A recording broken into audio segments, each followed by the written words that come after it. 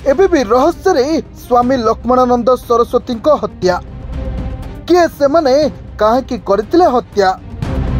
BJD सरकार सार्वजनीन करिनथिला report BJP सरकार खोलिबो सबु गुमर।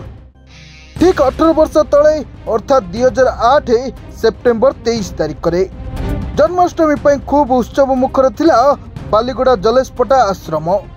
जन्माष्टमी पालन बेले हठात आश्रम भितर को बंदूक धरी माड़ी आसते किछि दुर्बृत्त। केही किछि बुझिबा पूर्वरु आखि बुझा गुली फुटाइथिले। दुर्बृत्तों टार्गेट रे थिले स्वामीजी। तांको सह 4 जण अंतेवासी को मध्य हत्या करा जायतिला।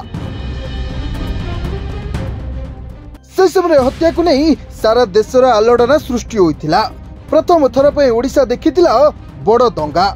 एहार भितरे स्वामीजी को हत्याकांड को नहीं प्रथमे जस्टिस शरद चंद्र महापात्र तदंत कमिशन बसाइथिले। तांको मृत्यु परे जस्टिस नायडू एहार तदंत करथिले। एहास जस्टिस नायडू 2015 मसीहारू तदंत रिपोर्ट तत्कालीन बीजेडी सरकार को दाखल करथिले, हेले ताहा सार्वजनीन होई नथिला। तबे रिपोर्ट रे कोन थिला कोन नहीं ता एबे भी रहस्य घेरे रहितबा बेले वर्तमान बीजेपी सरकार रहस्य खोलिबा पई बाटो बाहर करूची। स्वामी लक्ष्मणानंद सरस्वती हत्याकारी को धरिबा नहीं बीजेपी राज्य सभापति मनमोहन सामल बड़ बयान देइचंती। जे कमिशन बसितला तार एबे तर्जमा करा जाउची। आईन विभाग आईन विशरद माने तर्जमा करूचंती। उपयुक्त समय रे उपयुक्त निष्पत्ति नियाजिबो। जे माने एतरे संपृक्त अछंती सेमानक विरोध रे कड़ा कार्यानुष्ठान ग्रहण हेबो बोली कहिसंती।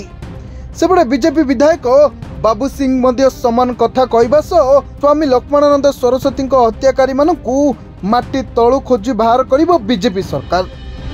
हत्याकारी जेते बड़ व्यक्तित्वर अधिकारी हुंतु, राजनीति बड़ पदवी रे बसी थांतु किबा प्रशासनिक व्यवस्था रे बड़ पदवी रे थांतु, तांकू माटी तळु बाहर करा जिवो बोली कहिसंती बाबू सिंह।